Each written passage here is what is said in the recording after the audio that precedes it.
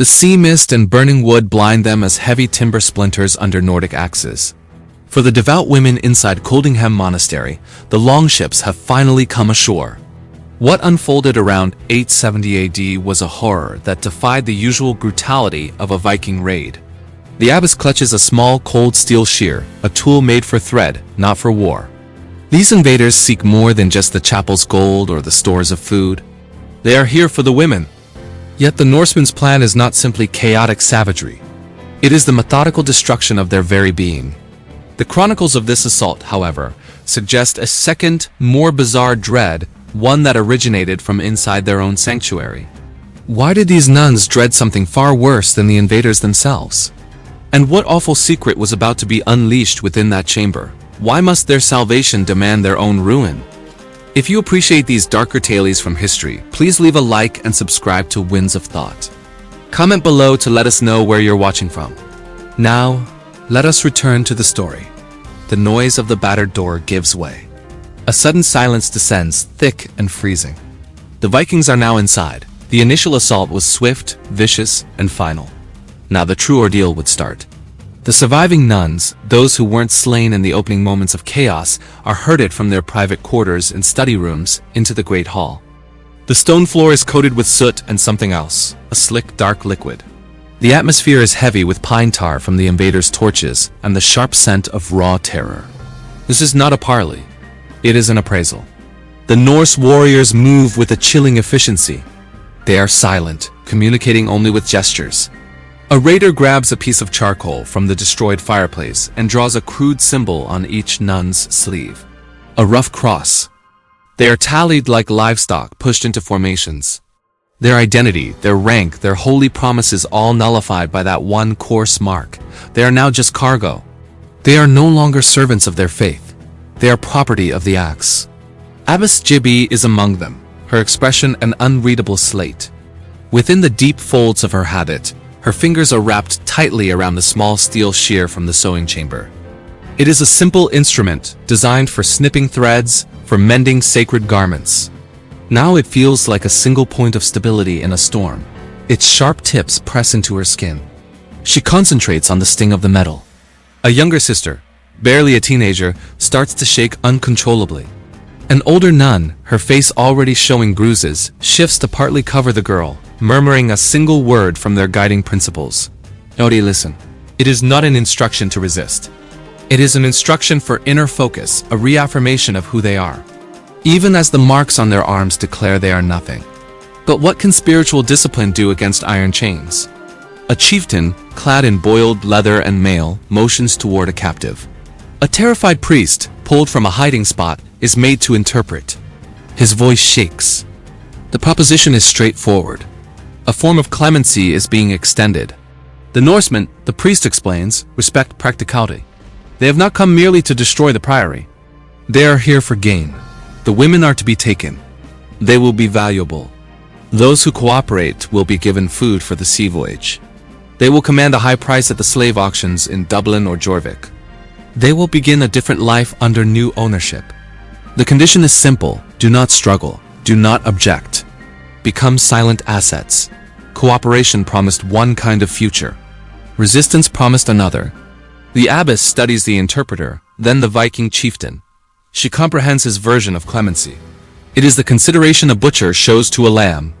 A calm walk to the slaughter. She pictures the longships moored at the shoreline. She sees the cold iron shackles, smells the bilge water in the holds. She sees the termination of her entire world. The steel shear in her palm is no longer just an instrument. It has become a concept, a dreadful, cutting concept. The monastery was designed as a shield from the outside world, a bastion of belief. Now its stone confines had become their prison. The interpreter awaits her response. The Viking taps his axe handle, the sound sharp in the abrupt stillness.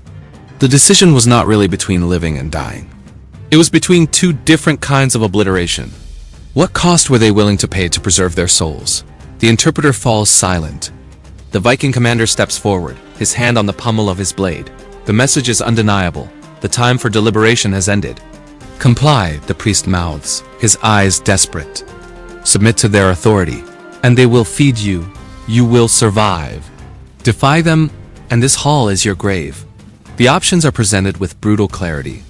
A life of horrifying servitude or a swift end on the floor of their own house of worship. Abbess Æbbe walks past the interpreter, confronting the armored warrior head-on. She does not make eye contact with him. Her gaze goes right through him. Her hand, concealed in her sleeve, grips the steel shear so hard her knuckles turn pale. She utters a single phrase, not to the raider, but to her sisters.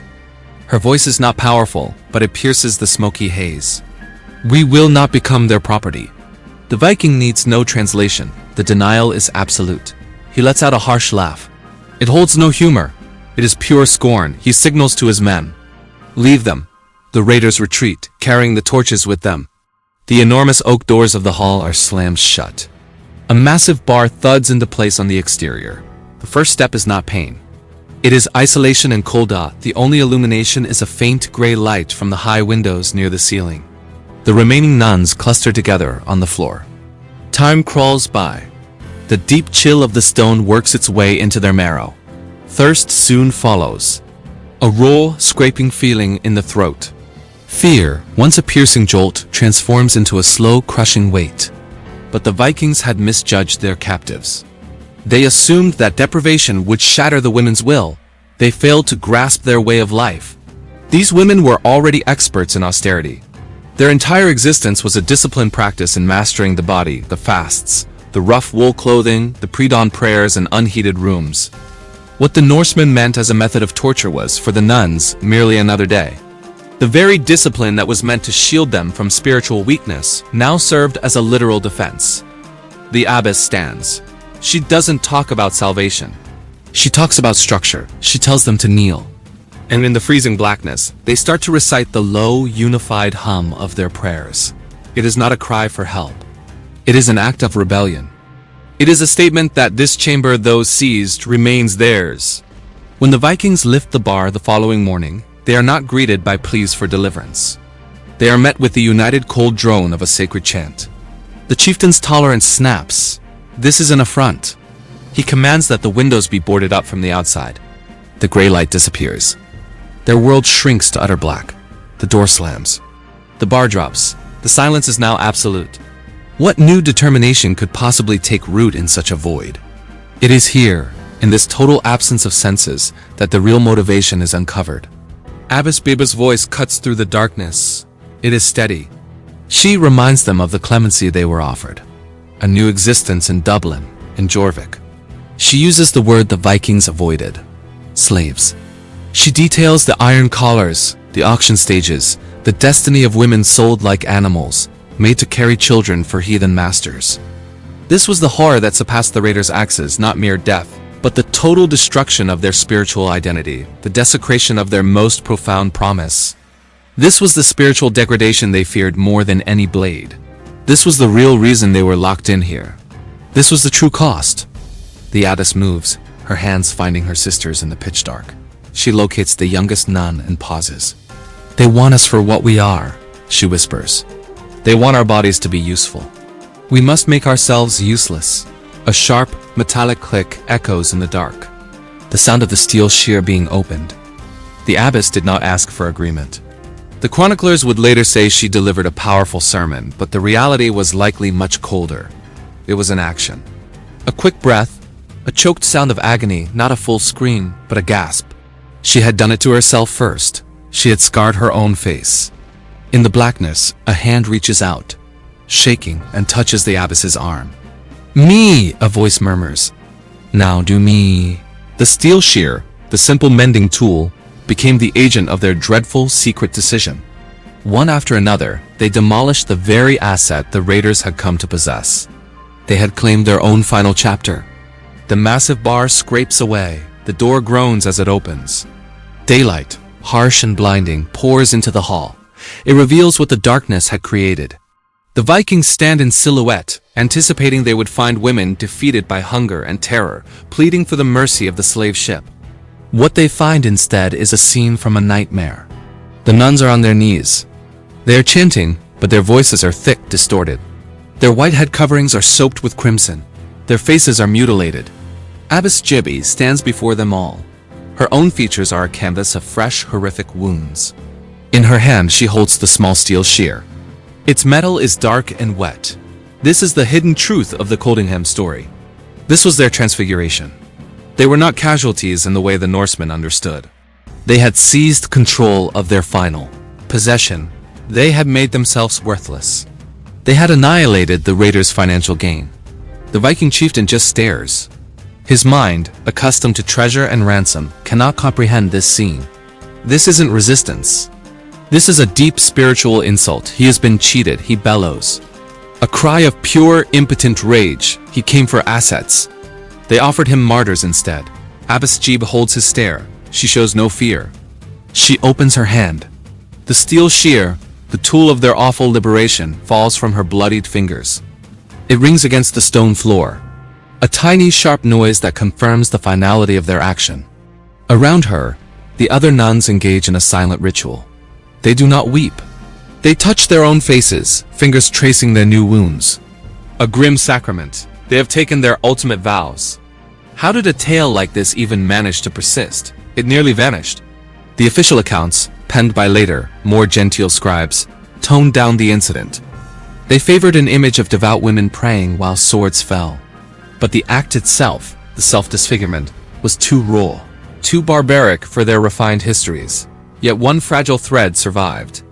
A monastic record, perhaps referencing earlier, now lost sources like one from Matthew Paris, speaks carefully of Abbess Æbbe's terrible devotion. It alludes to an act so profound that it provoked the raiders' ultimate fury, an act that consecrated the very ground. This was the part that was concealed.